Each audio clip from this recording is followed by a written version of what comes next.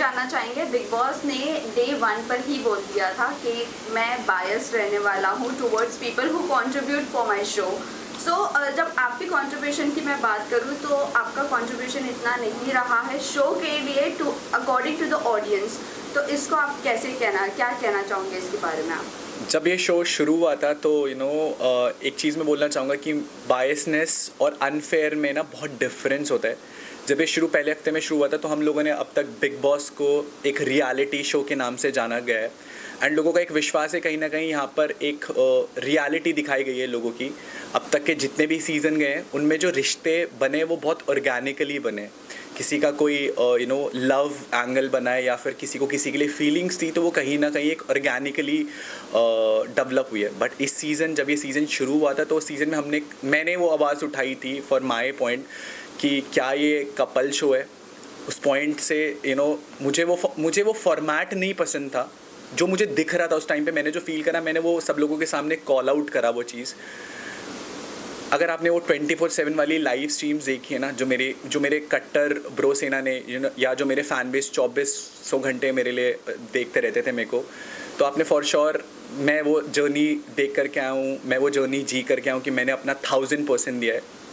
बहुत सारी ऐसी चीज़ें जो शायद ऑन एयर पे नहीं गई हैं। एक वॉक ऑफ शेम करा था मैंने। वॉक ऑफ शेम मैंने इसलिए करा था क्योंकि मैंने कहीं ना कहीं शो के ख़िलाफ़ ये चीज़ बोल दी थी कि शो बहुत ज़्यादा बायस्ड है। क्या ये कपल शो का फॉर्मेट है, क्या ये नाचने का शो है। अगर मेरे को कहीं ना कहीं अगर मेरे को कपल शो में जाना होता तो बहुत सारे प्लेटफॉर्म्स ऐसे बहुत सारे शोज़ हैं जो कपल फॉर्मेट कहीं ना कहीं सपोर्ट करते हैं। उस पॉइंट से अगर उसी दिन से बहुत सारी चीज़ें ऐसी हैं जो ऑन एयर गई नहीं। इवन अभी जो आपकी फ्रेटर्निटी है उनसे मुझे फीडबैक मिला है। इवन मेरे पास अब फ़ोन की एक्सेस आ चुकी है। मुझे पता लगा जो मेरे 24/7 के जो लाइव स्ट्रीम्स थे 2-2, 3-3, 4-4 घंटे के जो लाइव स्ट्रीम्स थे वो म्यूट कर दिए गए थे। मेरे फैंस ने मेरे को भी जस्ट टैग्स करके वो सारी चीज़ें ट्विटर पर ट्रेंड हो रही हैं।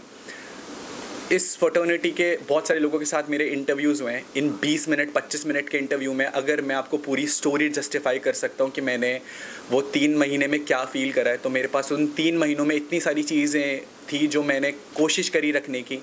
शायद वो उस एंगल से कभी दिखाई नहीं गई। मैंने एक लाइन बोली थी और कि हम लोगों को कभी ना एज अ विनर नहीं दिखाएंगे।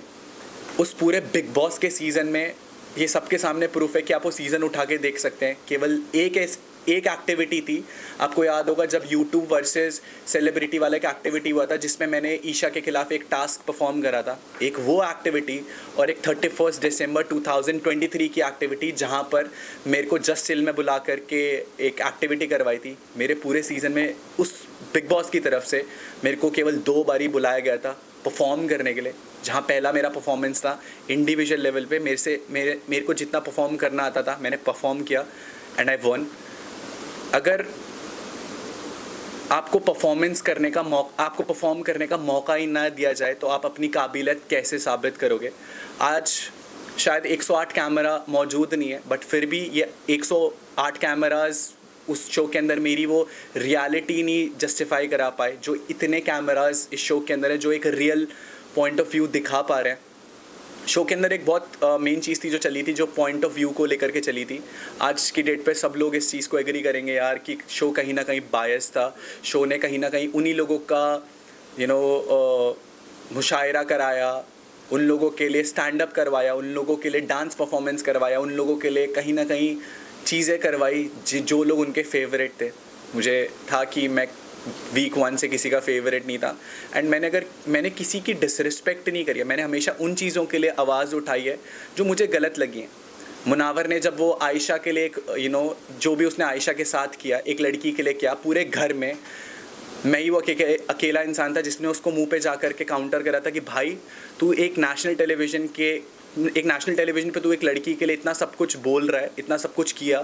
तूने नेशनल टेलीविज़न पे एक लड़की को बोला कि मैं तेरे से शादी करूँगा जस्ट फॉर गेम पॉइंट, ताकि वो तेरे को एक्सपोज ना कर सके।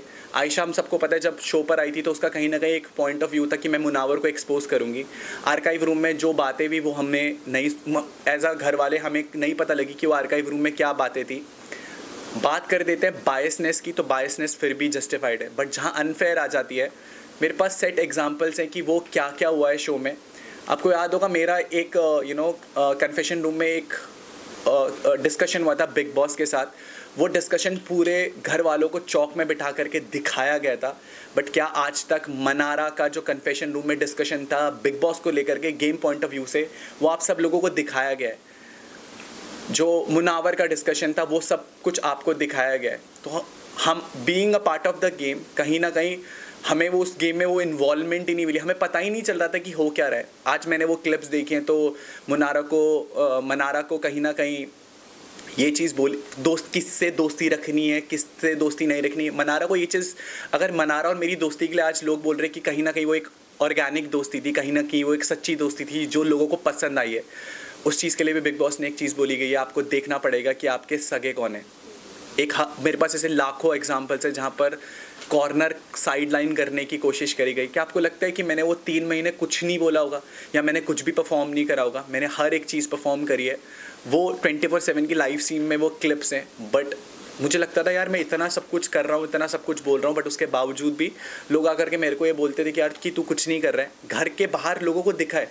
आप में से बहुत सारे लोगों ने आकर के बोला कि स्टार्टिंग में अनुराग यू केम आउट, जो मेरे साथ 4 हफ्तों के साथ 5 हफ्तों के साथ वो जो ब्रोसेना वाला पॉइंट हुआ था सलमान सर को लेकर के, एक थिन लाइन होती है एक जोक में और एक मॉकरी में। मैं उस शो पर जब पहुंचा था ना, तो मुझे उस शो ने बाबू भैया, मेरा असली नाम अनुराग डोवाल है, बट मुझे उस शो ने बाबू भैया नहीं बनाया था। मुझे मेरी ब्रो सेना ने, मेरी कम्युनिटी ने मुझे वहाँ तक पहुँचाया था। और मुझे अगर उस प्लेटफॉर्म पे लगा कि वो मॉकरी हो रही है, तो मैंने बहुत रिस्पेक्टफुली ये चीज़ सबके सामने रखी कि बिग बॉस प्लीज़, आपको गेम के रिगार्डिंग कोई भी फीडबैक देना है वो आप मुझे दे सकते हैं, बट अगर आप मेरी ब्रो सेना को लेकर के उनकी मॉकरी करेंगे तो वो मुझे बहुत हम्बली नहीं पसंद। और मैंने हाथ जोड़ करके ये कन्फेशन रूम में बोला भी था बिग बॉस को, बट उसके बावजूद व्हाट आई फील लाइक कि बायसनेस में और फेवरेटिज्म में और अनफेयर होने में एक बहुत बड़ा डिफरेंस था, जिसके कारण जो ये मैं आज अगर आपके सामने इंटरव्यू दे रहा हूँ ना, मैं इतना डंकी की चोट पे बोल सकता हूँ कि जनता इतना प्यार करती है कि कभी बिग बॉस को ये पता था कि मैं कभी उससे बाहर नहीं आने वाला हूँ। तो ये पहला षड्यंत्र जो रचा गया था वो ईशा के वाले टास्क वाले टाइम रखा गया था। उस चीज़ के लिए भी मैं आपको जस्टिफाई कर सकता हूँ। जब आपको याद होगा जब मैंने वो बोल फोड़ा था, इमोशनली मैं बहुत हाई था उस टाइम पर, क्योंकि किसी ने मेरी बहन के बारे में कुछ चीज़ बोली थी, मैंने किसी का गला पकड़ लिया। मैं रियल लाइफ में शायद वो इंसान नहीं हूँ कि जो इतना इमोशनली हाई हो जाए, क्योंकि मुझे पता है मैं उस चीज़ को बहुत ईजीली तरीके से डिफेंड कर सकता हूँ। बट जब नेशनल टेलीविज़न पे कोई ये सारी चीज़ें करेगा तो मैं चुप रहने वाला नहीं था। My whole point of saying is that कि अनफेयर हुआ, प्लान्ड इविक्शन था, मेरे को निकाला गया। उस टाइम जब ईशा ने वो डिसीजन फ्लिप कर दिया तो वो बिग बॉस की जो चाल थी वो पूरी नहीं हो पाई। बट सेकेंड टाइम मैं भी नहीं जीत पाया और मैं हार करके बाहर आ गया। सो फर्स्ट पॉइंट आपके लिए, आपने कहा कि कपल गेम के लिए आप कहीं और जा सकते थे, कोई और शो के लिए आप जा सकते थे। आपको ये पता नहीं था कि इस बार कपल वर्सेस सिंगल होने वाला है। फर्स्ट ये सब जगह न्यूज़ में था, this season will be couple versus single. और दूसरी बात, आपने कम्युनिटी की मैं आपको बात करूं तो आपने शुरुआत में कहा था कि हम 3 यूट्यूबर्स यहाँ पर जोकर बनकर रह गए हैं। और मैं आपको कहूँ कि 90% ऑफ योर कम्युनिटी आपने आपको खुद को ट्रोल किया है। तो आप ये दोनों पर आप क्या कहना चाहोगे? जब हम लोग एक कम्युनिटी का नाम लेते हैं ना, तो पहले आप कपल वाली बात। हाँ बिल्कुल। आपका क्वेश्चन क्या था? कपल वर्सेस सिंगल था ये शो। पता है आपको, जब मैं शो में जा रहा था तो बहुत सारे लोगों के नाम आए थे कि यार ये लोग भी जा रहे हैं, ये लोग भी ऐसा होगा वैसा होगा। उस टाइम हम लोग को, मेरे को कॉन्ट्रैक्ट के साथ, मैं जिस कंपनी के साथ ये कॉन्ट्रैक्ट कर रहा था, जिस चैनल के साथ मेरा वो शो था, मेरे को वहाँ से कुछ ये फीडबैक नहीं था। और मैं पॉइंट ऑफ व्यू किस पे भरोसा करूँगा? जिस चैनल के साथ मैं एसोसिएट होने जा रहा हूँ। अगर मैं आपके साथ काम करूँगा तो मैं आपकी बात पे विश्वास करूँगा। इस इंडस्ट्री में रोज़ ऐसी अफवाहें उड़ती हैं जिन पे शायद हम लोग विश्वास कर सकते हैं और नहीं कर सकते। लेकिन मैं आपको एक चीज़ बताऊँ, ये इस कॉन्ट्रैक्ट जब साइन करने की बात आई थी, इस वक्त कितने यूट्यूबर्स जो कपल है उन लोगों ने डिनाई कर दिया था बिकॉज दे डोंट वांट कि उनका इमेज बाहर नेगेटिव दिखे। इसी वजह से कपल वर्सेस सिंगल का उन्होंने कॉन्ट्रैक्ट डिनाई कर दिया था। जब कॉन्ट्रैक्ट साइन करते हैं ना मैम, तो उसमें एक NDA भी रहता है। तो जिसके साथ भी वो कॉन्ट्रैक्ट, आपको ये चीज़ें इसलिए पता है क्योंकि आप बाहर थे। मेरे को ये चीज़ें नहीं पता थी क्योंकि मैं एंड कॉन्ट्रैक्ट ये साइन चीज करते आपके घर वक्त में जाने से पहले हुई ना, कॉन्ट्रैक्ट तो घर में जाने से पहले साइन होता है। जी बिल्कुल। और उसके अंदर तो इन्फॉर्मेशन होती है आपको कि कपल्स वर्सेस सिंगल। मेरे पास कॉन्ट्रैक्ट पड़ा होगा अगर वो ये भी। न्यूज़ तो जब से बिग बॉस की जब न्यूज़ आई थी 17 सीजन आने वाला है उसके 1 महीने से चल रही थी कि कपल्स वर्सेस सिंगल होने हैं, जबकि आपका नाम बहुत एंड मोमेंट पे बाहर आया कि यूके राइडर्स घर में जाने वाले। बिल्कुल, मेरे पास कॉन्ट्रैक्ट भी है, but honestly to be very honest जिस चैनल के साथ मैं वो काम कर रहा था मैंने उनसे पूछा भी था तो दे डिडंट आंसर्ड मी। मैं जिसके साथ काम करूंगा और मैं उनसे भी वो क्वेश्चन पूछूंगा और वो मेरे को मना कर देंगे, तो मेरे को आइडिया नहीं था डे एंड तक कि हाँ मुझे पता था कि कुछ कपल्स आ रहे हैं, बट ये चीज़ को मैं जस्टिफाई करना चाहूँगा। स्टार्टिंग में मैंने ये चीज़ बोली थी कपल शो है। इस बारी के बिग बॉस सीज़न 17 में शुरू से एंड तक लेकर के लोगों के कपल्स ही घसीटे गए हैं, चाहे वो ईशा हो, चाहे वो मुनावर हो, चाहे वो आयशा हो। कहीं ना कहीं शो में मुनावर और मनारा का भी एक एंगल दिखाने की कोशिश करी गई थी। इवन मुझे बाहर आकर के पता लगा कि मेरा और मनारा का भी कुछ ना कुछ एक स्टार्टिंग में एक एंगल दिखाने की कोशिश करी थी, जबकि मैंने डे 1 पे ये चीज़ बोली थी कि मैं कमिटेड हूँ। वो दिखाया नहीं दिखाया, बट मैंने बोला था कि मेरी गर्लफ्रेंड बाहर है। वो न्यूज़ भी बहुत बाद में अभी के हिसाब से मुझे पता है कि वो बहुत लेट टाइम लाइन में आई थी। वो पता है कब बाहर आई थी? जब भारती जी शो में आई थी तो भारती जी ने एक बोला था बाहर उम्मीद है, तो शायद वो तब जस्टिफाई हुई थी। कहीं ना कहीं देर मुझे अब पता लग रहा है कि मेरा और मनारा का वो एंगल दिखाया गया, जबकि मैं डे 1 से मेरा और उसके दोस्ती का जो जोन था वो बिल्कुल क्लियर था।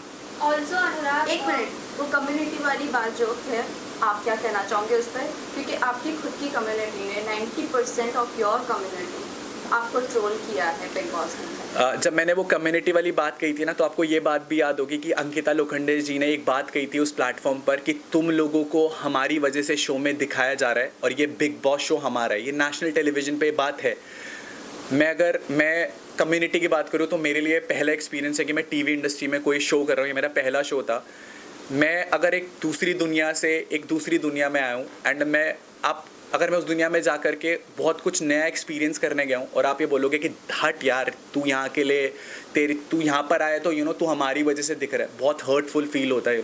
बहुत बुरा लगता है यार कि मैं भी अपनी दुनिया में कुछ ना कुछ कमा के तो आया हूँ, तभी मुझे मेरी दुनिया से यहाँ पर बुलाया गया है।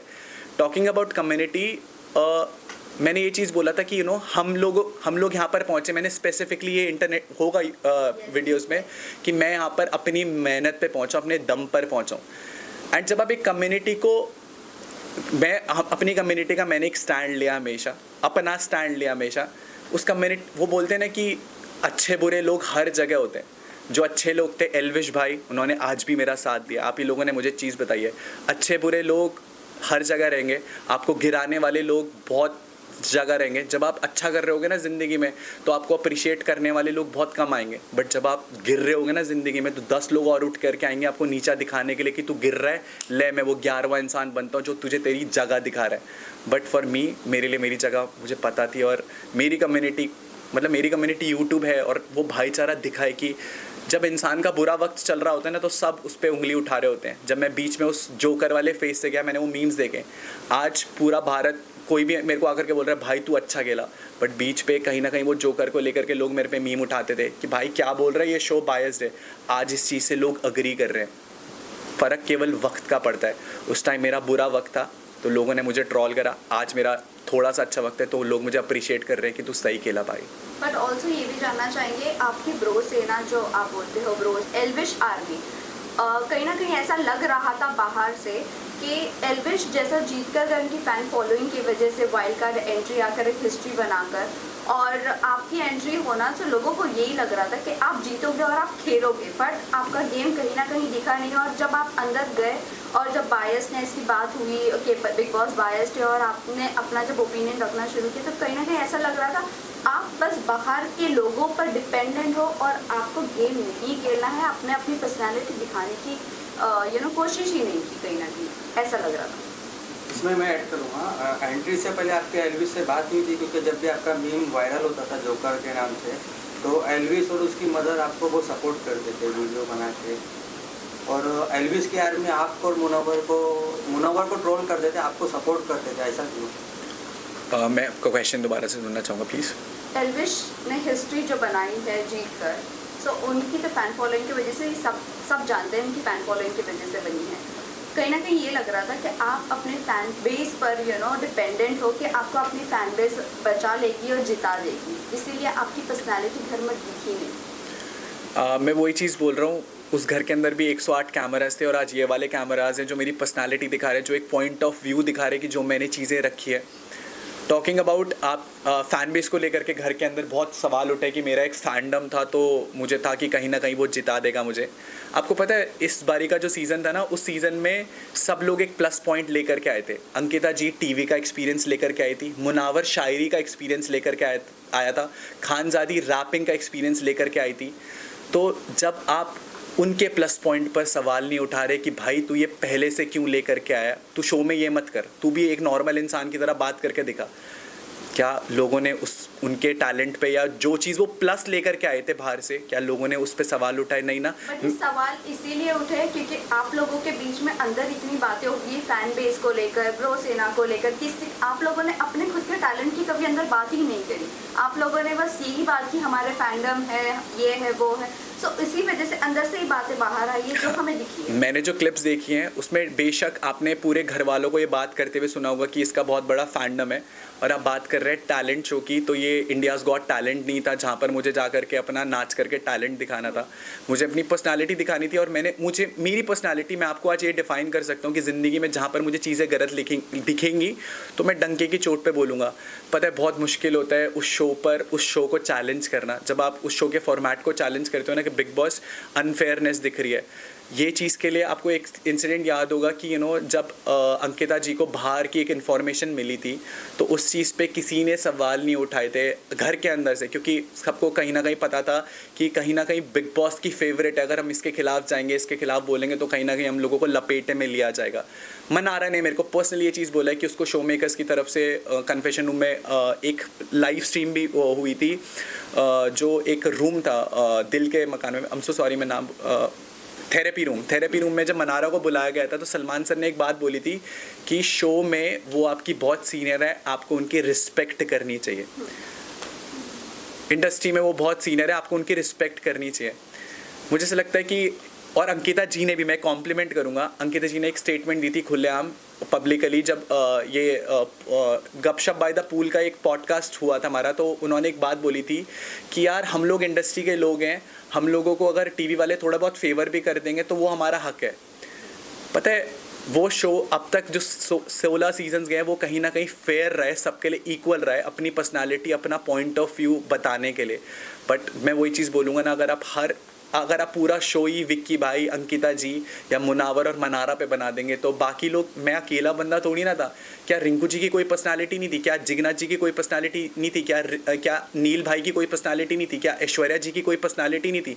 हम सारे लोग ऐसे थे कि जिनके अंदर कोई पर्सनालिटी नहीं थी, या हम सारे वो लोग वो थे जिन्हें चैनल को शायद फ्यूचर में कोई फ़ायदा नहीं था। आज जब मैं बाहर आया था तो बहुत सारी चीज़ें मेरे को दिखी हैं कि किन के लिए बिल्कुल फेवरेटिज्म हुआ है। वो बात, अगर हम एक इक्वल गेम खेल रहे हैं ना, और हम एक रेस में भाग रहे हैं जिसमें हम लोगों को सबको पैदल भागना है, और आपको घोड़े में बोल दिया कि घोड़े में भाग, तो मैं तो ऑब्जेक्शन उठाऊंगा ना यार कि यार इनको घोड़े में भागने के लिए बोल रहे हैं, हमें पैदल भागने के लिए बोल रहे हैं। तो मेरे लिए तो मैंने अनफेयर का पॉइंट उठाया, जो मुझे उस टाइम फील हुआ मैंने वो बात अपनी सबके सामने रखी, जो मुझे फील हुआ, जो मैं रियल था, मैंने वो हमेशा सबके सामने वो मुद्दा रखा। और अगर ना आपका क्रिएटिव के साथ बाहर इविक्शन के बाद आपने कहा क्या आपका अनफेयर इविक्शन हुआ है, आपका क्रिएटिव के साथ बाहर आने के बाद फाइट भी हुआ है।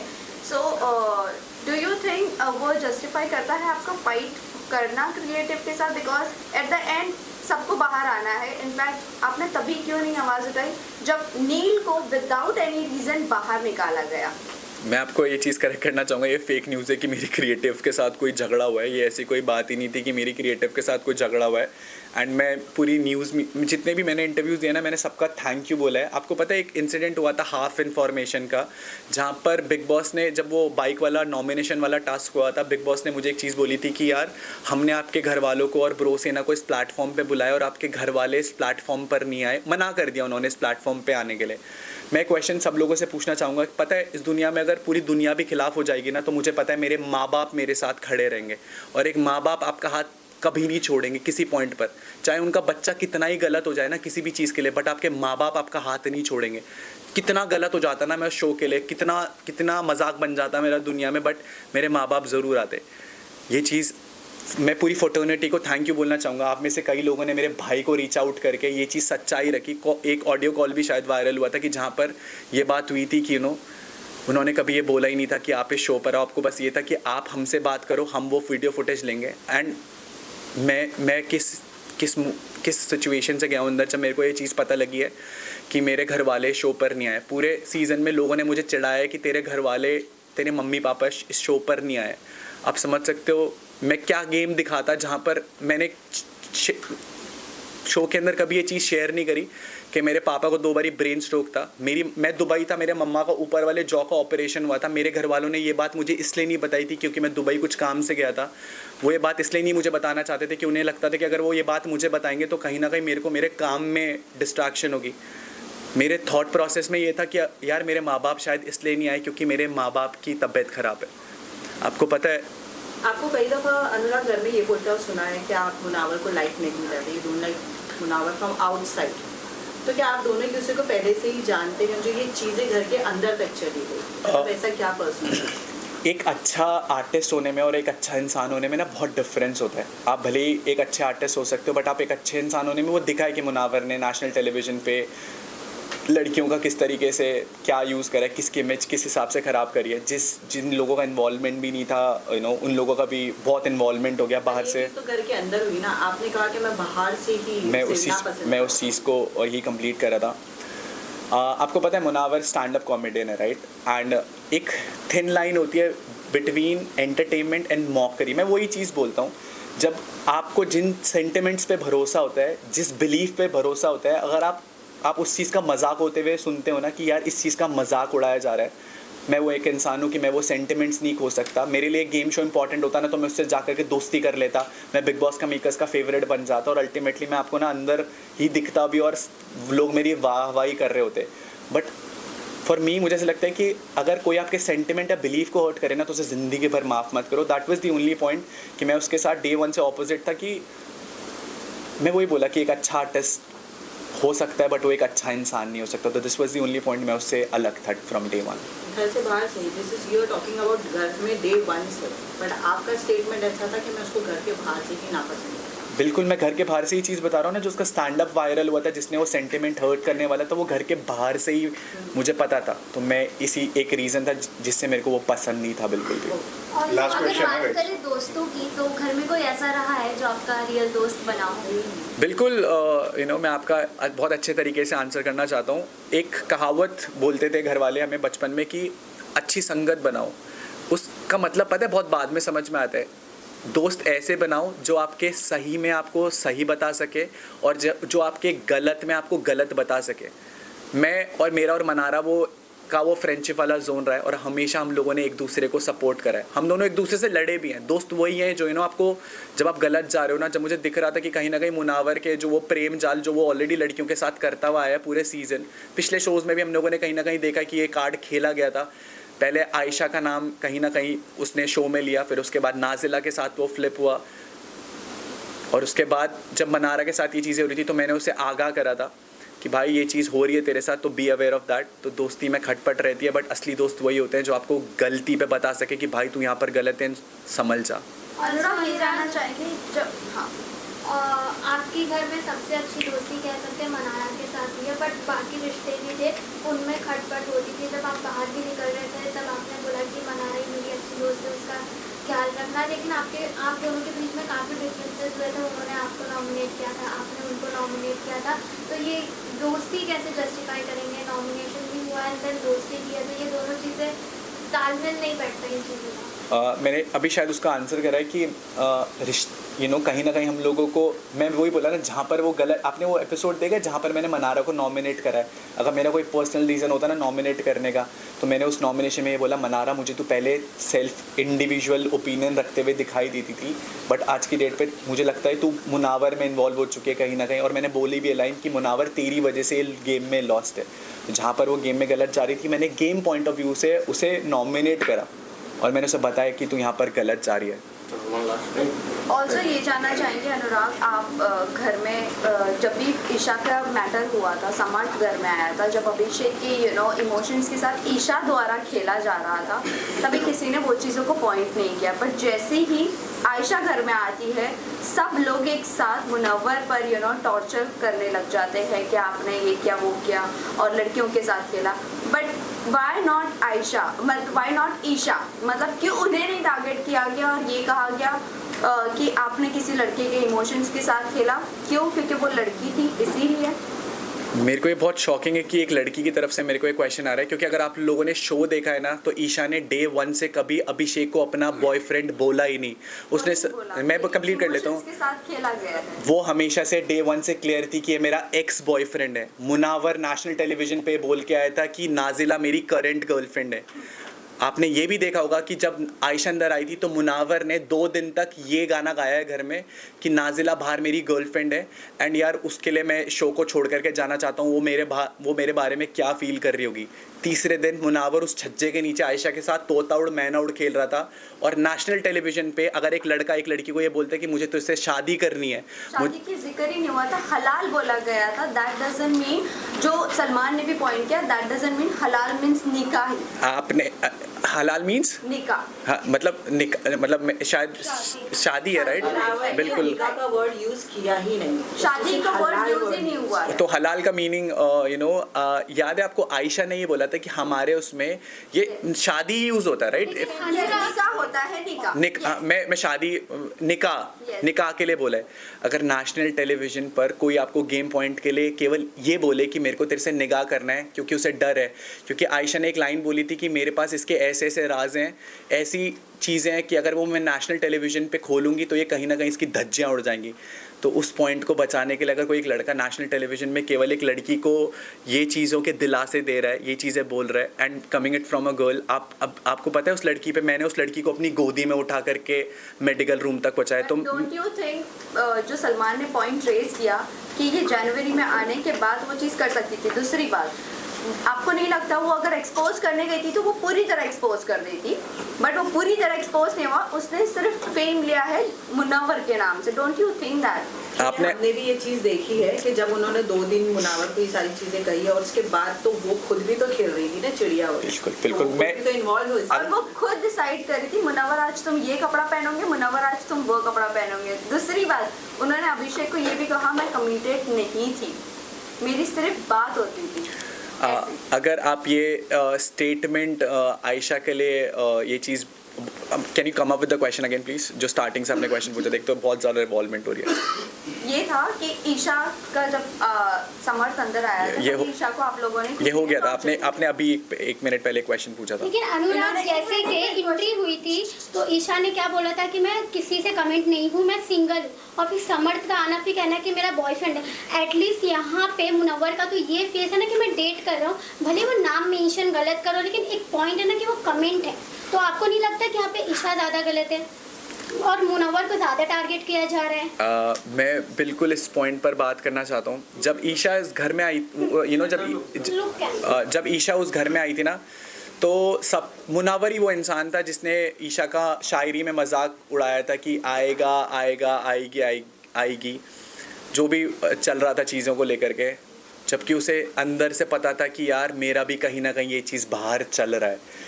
हम लोग उस सोसाइटी में जहाँ पर एक लड़की जब ये सारी चीज़ें करती है ना, तो हम उस लड़की को ब्लेम गेम करना शुरू कर देते हैं कि यार एक लड़की ने ये चीज़ करी है तो ये कैसी लड़की है, ये सोसाइटी में क्या इमेज कर रही है, इतने लड़कों को साथ डेट कर रही है।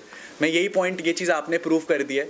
बट जब वो एक लड़की ऐसा कुछ करती है ना, तो उसे कैरेक्टर लेस घोषित कर दिया जाता है नेशनल टेलीविजन पे। बट जब लड़का ये चीज़ कर रहा होता है ना, तो उसे स्टड घोषित कर दिया जाता है कि भाई तू 4 गर्लफ्रेंड भी रखेगा ना तो तेरी मर्जी है। उस लड़की लेकिन अनुराग आपने भी उनको टारगेट किया था, ईशा को स्पेशली आपने, जो गेम में सबसे ज़्यादा आपने उसके सारे पॉइंट निकाले थे जब समर्थ आप पे एग्रेसिव हुए थे। Point is not valid. Point ये है, आप अगर बोल रहे हो कि वो डेट कर रहा है 2-3 लड़कियों को, तो वो स्टड, नो, आप वी आर नॉट सेइंग कि वो स्टड है, और ना ही तो हम उसके ईशा के कैरेक्टर पर उंगली। मैं मुनव्वर की बात कर रहा हूँ, ईशा उस घर के अंदर जो ईशा और मुनव्वर की हम दोनों की बात कर रहे हैं। ईशा के मैं घर की बात कर रहा हूँ। पहली बात ये है कि ईशा ने खुद ने अपने ऊपर उंगलियां उठवाई है, सारी चीज़ें रिवील कर कर कि अभिषेक के साथ उनका क्या रिश्ता था क्या नहीं था, जबकि बाहर उन्होंने बोला था कि हमारा कोई भी रिलेशनशिप नहीं है, आप कोई भी वीडियो उठा के देख लो, कहीं पर भी उन्होंने अग्री नहीं किया है। दूसरी बात, मुनव्वर स्टड नहीं बोल रहे हैं हम उनको, बट द थिंग इज कि उन्होंने अगर बोला भी है कि नाज़िला के साथ उनका क्लोजर नहीं हुआ था, इसीलिए हम बोल रहे हैं कि आप लोग एकदम से चढ़ गए। अगर लड़की एक्सपोज करने आ रही तो पूरी तरह से एक्सपोज करें। आपने अगर वो एपिसोड देखा होगा तो जब आयशा आई थी ना और सलमान सर ने उस वीकेंड के बार पे सब लोगों से बात पूछी थी, तो उसमें मेरा नाम भी था और मैंने उस पूरे उसमें ये बोला था कि ये लड़की फेम के लिए आई है, ये अपॉर्चुनिटी कंज्यूम करने आई है। तो आपका पॉइंट मैंने ही प्रूव मैंने उस टाइम भी यही स्टैंड लिया था कि अगर उस लड़की को एक अपॉर्चुनिटी मिली टू गेट अ ऑडियंस तो उसने वो चीज़ करी। बट वो ये चीज़ कहाँ शो के खिलाफ चली गई कि वो बाहर से तो पूरा ढिंडोरा पीट के आई थी कि मैं इसे नेशनल टेलीविजन पे एक्सपोज कर दूंगी। मेरी और आयशा के साथ ये कॉन्वर्सेशन हुई है पूरी, मैंने कहा तू यहाँ पर करने के आई है, तू 10 दिन तक लॉस्ट घूम रही है, अगर तू उसके साथ एक्सपोज कर, दोनों की गलती है, इक्वल गलती है। तो मैंने वो फेम वाली चीज़ आयशा के लिए हाथ खड़ा उठाया था, जो चीज़ सही थी मैंने उसके लिए बोला, मैंने कहा हाँ सर ये फेम के लिए कहीं ना कहीं पॉइंट रहा है ना कि मेरे को भी एक एक्सपोजर मिलेगा। But at the same time हम केवल लड़की को ही ब्लेम नहीं कर सकते। अगर एक लड़का भी एक लड़की के इमोशंस के साथ इतना ड्रास्टिकली और निका राइट हाँ हलाल के लिए बोलेगा तो कहीं ना कहीं उस लड़की को भी एक्सपेक्टेशंस रहेंगी। आपको अननोन है, वो बाद में आप क्लिप देखिए। हाँ मैंने अभी शायद इतनी सारी फुटेजेस मैं वो फुटेजेस नहीं देखे अभी के लिए। सलमान को उन्होंने कहा कि उनकी बाहर बहुत ज़्यादा बातें बढ़ चुकी थी, मेरे को उस घर में जाने से पहले आयशा की कोई भी बात किसी के सामने कुछ भी नहीं थी, उन्हें डायरेक्टली इस शो में ही देखा। ओके मेरे को मैं सीधा शो से अभी होटल से केवल मैं अपने परिवार से भी मैं नहीं मिला हूँ, अभी मैं आप लोगों से ही मिल रहा हूँ। But at the end of this interview I just want to thank you. वो जो हाफ इन्फॉर्मेशन वाली बात मेरे भाई तक पहुंचाई गई और पब्लिक तक पहुंचाई गई, it's because of you. I really want to thank everyone from the news fraternity कि आप लोगों ने एक बहुत क्लियर चीज़ को सच सामने रखा। मेरा भाई ना आपके भाई वीडियो बना के गाली दे रहे थे, एक वीडियो वायरल हुआ था मेकर्स को गाली देने वाला आपके भाई के थ्रू। डेफिनेटली मैं भी कहीं ना कहीं गुस्से में बोलूँगा वो चीज़। आप समझ रहे हो मैं उस मेंटल स्टेट पे था जहाँ पर मेरे को ऐसा था यार सब कुछ ख़त्म हो चुका है दुनिया में, मेरे माँ बाप ही मेरे लिए नहीं आ रहे हैं। आप जब उस इमोशनल स्टेट से उस घर के अंदर वो चीज़ें जाएंगे ना तो मैं भी गाली देता, मैं भी बोलता यार आपको पता है ना कि इस दुनिया में माँ बाप के अलावा कोई सगा नहीं है इस दुनिया में। जब आपको ऐसा लगता है ना कि उन्होंने आपका साथ छोड़ दिया तो फिर कुछ कोई उम्मीद नहीं रहती उस घर में। बाहर तो फिर भी मैं झेल लेता, उस घर में तो मेरे पास कोई पॉइंट ऑफ कॉन्टैक्ट था ही नहीं। But really wanted to thank you everyone, सब लोगों ने साथ दिया, शुक्रिया। Thank you so much.